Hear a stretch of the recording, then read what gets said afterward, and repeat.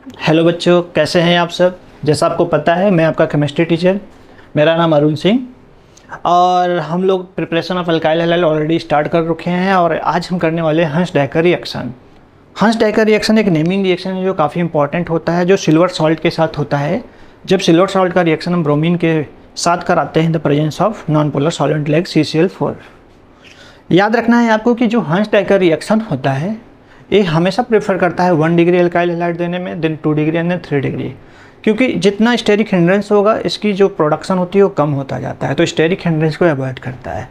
Second point ये है कि यहाँ पे जब भी रिएक्शन होगा ये नॉन पोलर सॉल्वेंट में ही होता है। एंड थर्ड पॉइंट जो मेजर पॉइंट होता है कि इसमें जो होता है होमोलिसिस प्रोसेस के थ्रू ही होता है। होमोलिसिस का मतलब ये होता है कि formation of free radical.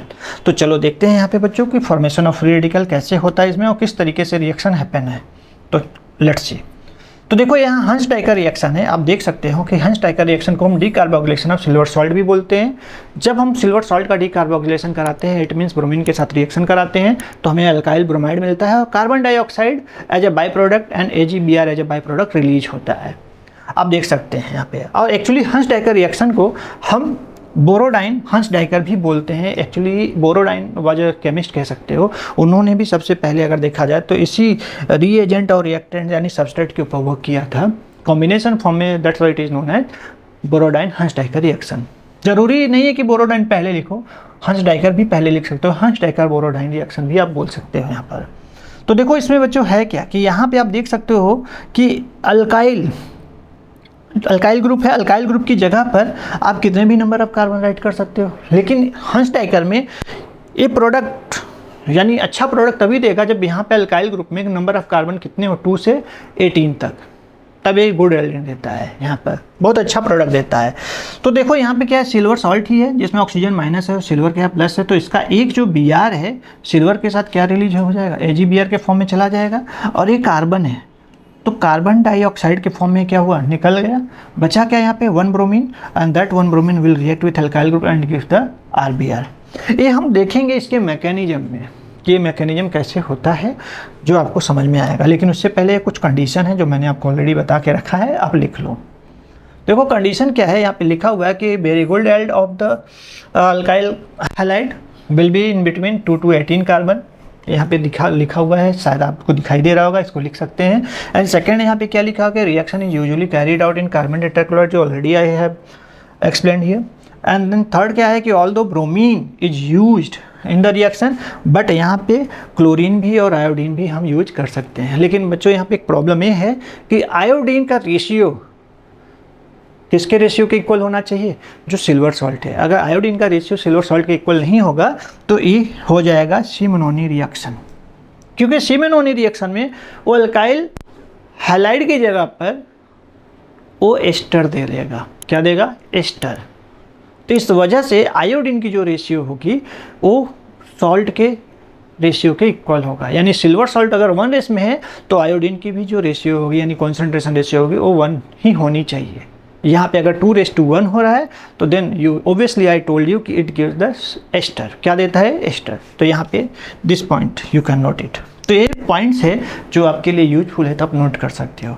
Now next अगर मैं देखूँ यहाँ पे कैसे इसको रिएक्शन में हम कैरिड आउट करते हैं, इसकी मैकेनिज्म क्या है। तो देखो यहाँ पे चेन इनिशिएशन है। अगर इनिशिएशन रिएक्शन की बात किया जाए तो इसमें सिर्फ रिएक्शन क्या होता है, स्टार्ट होता है कि कैसे रिएक्शन हैपन है। तो देखो होगा क्या बच्चों कि आपके पास यहाँ पे क्या है, एस्टर है, मतलब सिल्वर एसीटेट कह सकते हैं इसको, सॉल्ट है जो फैटी एसिड है।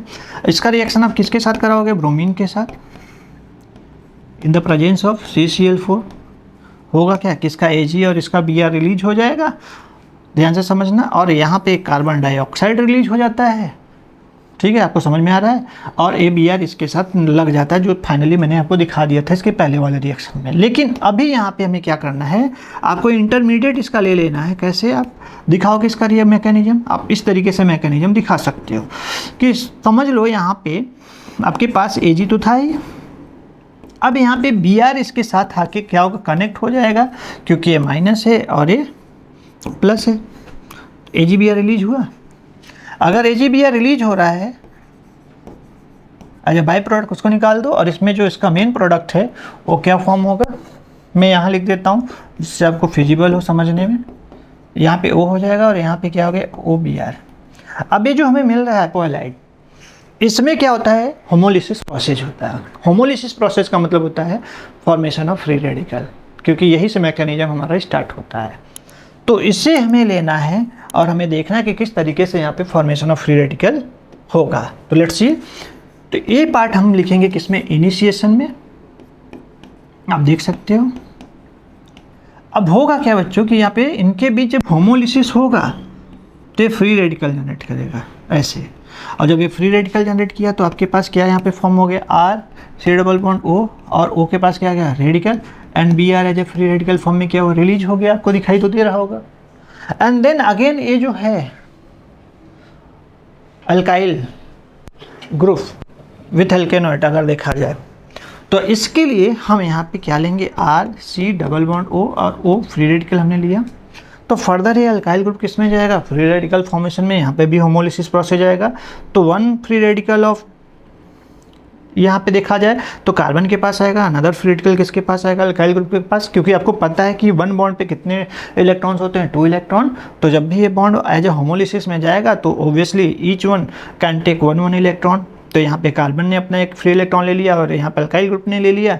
तो यहाँ पे फॉर्म क्या होगा आपके पास R free radical, and then आप देख सकते हो CO एंड O के पास तो ऑलरेडी फ्री रेडिकल था और कार्बन के पास भी फ्री रेडिकल। तो कार्बन और ऑक्सीजन का जो फ्री रेडिकल है आपस में क्या करेगा, जो बॉन्ड बना लेगा और ये हो जाएगा डबल बॉन्ड। तो एक कार्बन डाइऑक्साइड के फॉर्म में क्या हो निकल गया और यहाँ पे alkyl group as a free radical बना। तो ये जो रिएक्शन है ये इनिशिएशन में है, लेकिन यही हम प्रोपेगेशन में अगर देखें तो जो R फ्री रेडिकल है ये फर्दर किसके साथ रिएक्शन करेगा, वही सेम लेना है हमें। आप देख सकते हो हाइपोब्रोमाइड। तो इसमें होगा क्या, फिर से क्या होगा फ्री रेडिकल फॉर्मेशन। तो Br कहाँ जाएगा अल्काइल ग्रुप के साथ, आप देख सकते हो। तो जैसे अल्काइल ग्रुप के साथ गया तो क्या फॉर्म हो जाएगा यहाँ पे RBr एंड देन आपको मिलेगा R≡CO और यहाँ पे O फ्री रेडिकल, क्योंकि अभी ये O फ्री रेडिकल के फॉर्म में है। तो हमें फाइनल प्रोडक्ट मिला अल्काइल ब्रोमाइड, मिल गया अल्काइल ब्रोमाइड। लेकिन ऐसा नहीं है कि यहाँ पे a as a free radical form में स्टे रहेगा, ये रिएक्शन में कंटिन्यू रहेगा। फिर से आप क्या करोगे, यहाँ पे इसी रिएक्टेंट को लेना है, यानी जो as a by product release हो रहा है इसको एज ए रिएक्टेंट लेना है। फिर से आपको क्या करना है, एज ए रिएक्टेंट लेने के बाद इनके बीच में बॉन्ड को ब्रेक करा देना है अल्काइल ग्रुप और कार्बन के बीच में। And then again alkyl group क्या होगा, जब फ्री रेडिकल जनरेट होगा एंड देन फर्दर आपको यही सेम चीज़ लेना है। तो as like this reaction continue रहेगा, ठीक है। तो यही हमारा क्या होता है हंस-डाइकर रिएक्शन।